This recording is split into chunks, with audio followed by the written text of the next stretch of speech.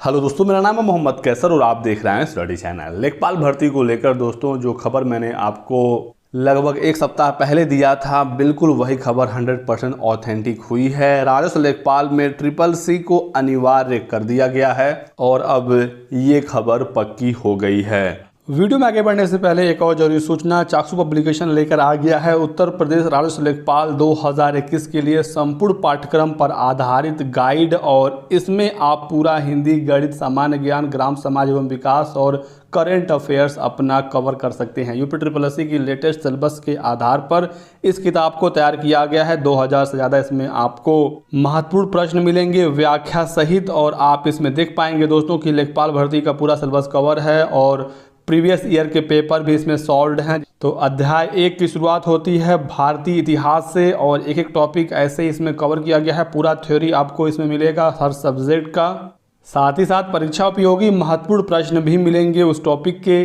तो आपकी बहुत ही बेहतरीन तैयारी इससे हो जाएगी और आपको सभी प्रश्नों का आंसर भी यहाँ पर दिया गया है और उत्तर का व्याख्या भी आप देख सकते हैं। तो उत्तर प्रदेश राजस्व लेखपाल की गाइड के साथ साथ चाक्षु पब्लिकेशन का प्रैक्टिस सेट बुक भी आता है और ग्राम समाज एवं विकास की प्रॉपर एक गाइड आती है। अगर आपको इन किताबों को खरीदना है ऑनलाइन तो लिंक डिस्क्रिप्शन बॉक्स में दिया गया है। साथ ही साथ आप ऑफलाइन मार्केट में जाकर दुकानों से भी इन किताबों को खरीद सकते हैं। राजस्व लेखपाल भर्ती का नोटिफिकेशन जल्द आने वाला है दोस्तों और इसमें जो शैक्षणिक योग्यता होगी वो 12वीं पास होगा और अब इसमें ट्रिपल सी भी मांगा जाएगा। राजस्व परिषद ने नियमावली में संशोधन का प्रस्ताव शासन को भेज दिया है, जल्द ही इस पर मुहर लग जाएगी। चूंकि लेखपाल भर्ती के नियमावली में अभी तक ट्रिपल सी अनिवार्य नहीं था, इसी वजह से नियमावली में बदलाव का प्रस्ताव शासन को भेज दिया गया है। शासन स्तर पर कैबिनेट से मंजूरी मिलने के बाद कार्रवाई तेज होगी और उसके बाद लगभग 8000 पदों पर लेखपाल भर्ती होनी है। ट्रिपल एस से जो सबसे पहली भर्ती आनी है वो स्वास्थ्य विभाग का है, एएनएम की भर्ती,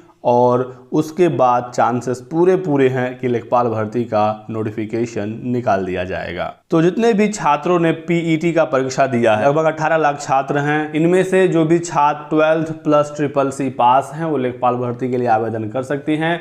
उसके बाद आयोग फैसला लेगा कि कितने अभ्यर्थियों को लेखपाल भर्ती की मुख्य परीक्षा में बुलाना है और उसके आधार पर उन अभ्यर्थियों का एडमिट कार्ड जनरेट किया जाएगा। अब यह फैसला यूपी ट्रिपल एस को लेना है कि वो 15 गुना अभ्यर्थियों को बुलाएंगे, 20 गुना बुलाएंगे या 30 गुना बुलाएंगे, और इस पर अभी तक चीज़ें स्पष्ट नहीं हो पाई हैं। फिलहाल शैक्षणिक योग्यता क्लियर हो गया है कि इसमें 12 प्लस ट्रिपल सी मांगा जाएगा और जो 15 गुना 20 गुना की बात हो रही है लेखपाल भर्ती की मुख्य परीक्षा में बैठने की, तो पेट के नंबरों के ही आधार पर यह डिसीजन लिया जाएगा। टॉप से उतने गुना अभ्यर्थियों को बुला लिया जाएगा।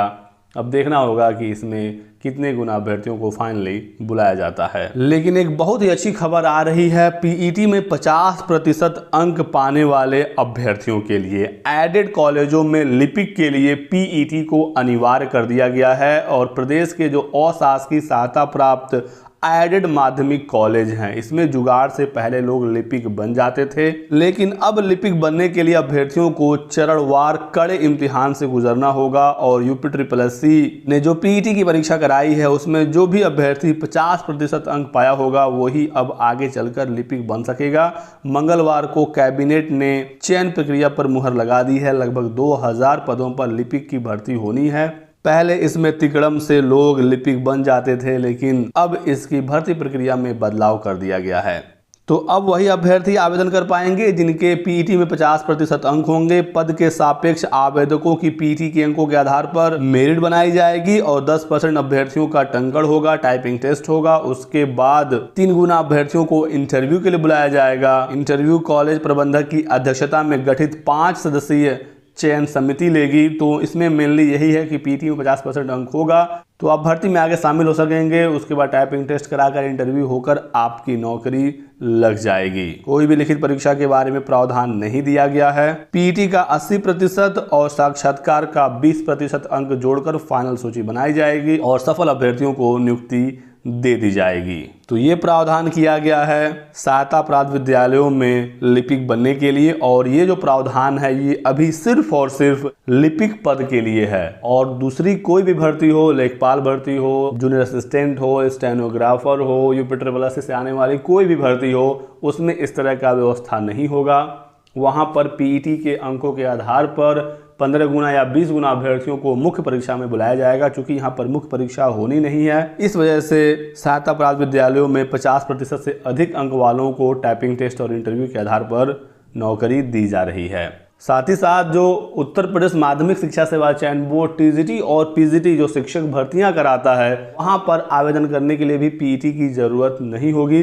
तो इसको लेकर आप लोग बिल्कुल भी कंफ्यूज मत होइएगा। एक और अपडेट मैं आपको दे दूं, टैबलेट और स्मार्टफोन वितरण के लिए आजकल सोशल मीडिया पर बहुत सारी खबरें चल रही हैं। यहाँ पर आवेदन करिए, वहाँ पर आवेदन करिए, पहली लिस्ट आ गई, दूसरी लिस्ट आ गई, आपको ये करना पड़ेगा, वो करना पड़ेगा। दोस्तों, टैबलेट और स्मार्टफोन योजना पर सरकार बहुत तेजी से काम कर रही है और जल्द ही प्रक्रिया को कंप्लीट करके वितरण भी शुरू होगा। लेकिन इसमें हमें और आपको, छात्रों को कुछ भी करने की जरूरत नहीं है। संस्था अपने लेवल पर छात्रों का फॉर्म भरेगी, जो एलिजिबल होंगे उनको स्मार्टफोन या टैबलेट मिल जाएगा।